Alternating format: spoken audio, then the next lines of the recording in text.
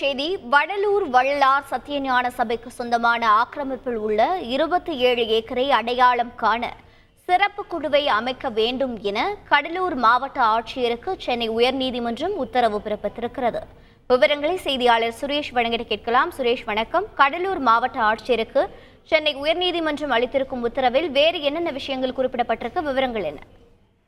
வணக்கம்.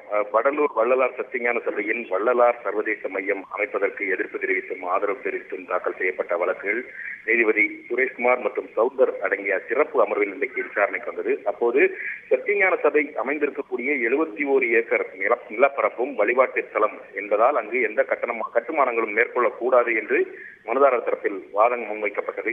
அப்போது குறுக்கிட்ட நீதிபதிகள் வழிபாட்டு தலங்களில் கூட்டு நெரிசலை தவிர்க்கவும் கழிப்பிட வசதி, குடிநீர் வசதி உள்ளிட்ட அடிப்படை வசதிகளை செய்து தர வேண்டியது என்பது மாநில அரசினுடைய கடமை. நாளை ஏதேனும் அசம்பாவிதம் நடந்தால் அரசின் மீதுதான் குறை சொல்வார்கள் என்று சுட்டிக்காட்டினார்கள்.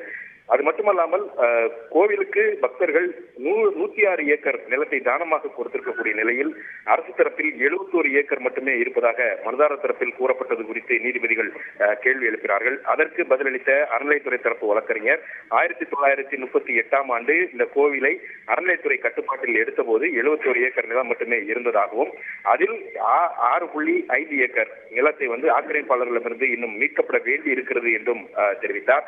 மேலும் ஆக்கிரமிப்பில் இருக்கக்கூடிய 27 ஏக்கர் நிலம் எங்கு இருக்கிறது என்பதை கண்டறிந்து அவற்றை மீட்க வேண்டும் என்றும் சுட்டிக்காட்டினார். ஆக்கிரமிப்பாளர்களுடைய தூண்டுதலின் பேரில் தான் இந்த வழக்கானது தாக்கல் செய்யப்பட்டிருக்கிறது என்றும் அரசு தரப்பில் தெரிவிக்கப்பட்டது.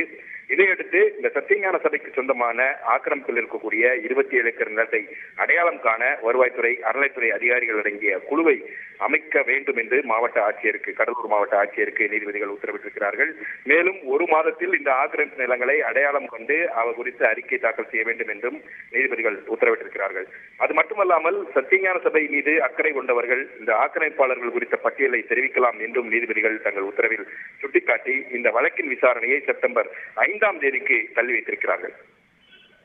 விவரங்களை வழங்கியதற்கு நன்றி சுரேஷ். செய்திகளை உடனுக்குடன் தெரிந்து கொள்ள உடனே சப்ஸ்கிரைப் பண்ணுங்க.